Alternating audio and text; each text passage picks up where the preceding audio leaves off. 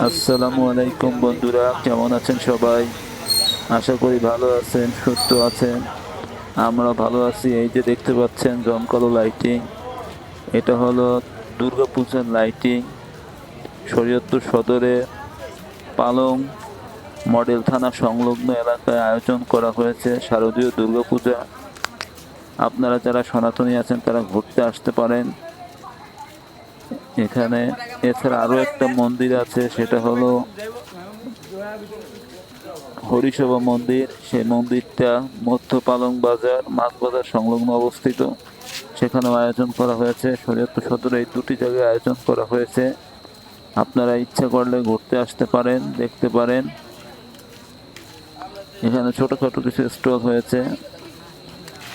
এই যে এটা হলো মূল গেট, প্রবেশদ্বার মন্দিরে, অর্থাৎ পুজোর স্থানের। তো আমি ভিতরে যাব না, এখান থেকে আপনারা একটু দেখানোর চেষ্টা করব। যদি ভালো লাগে ভিডিওটা লাইক করবেন, শেয়ার করবেন, কমেন্ট করবেন। আপনারা যারা সনাতনী আছেন সবাইকে শারদীয় শুভেচ্ছা জানাই।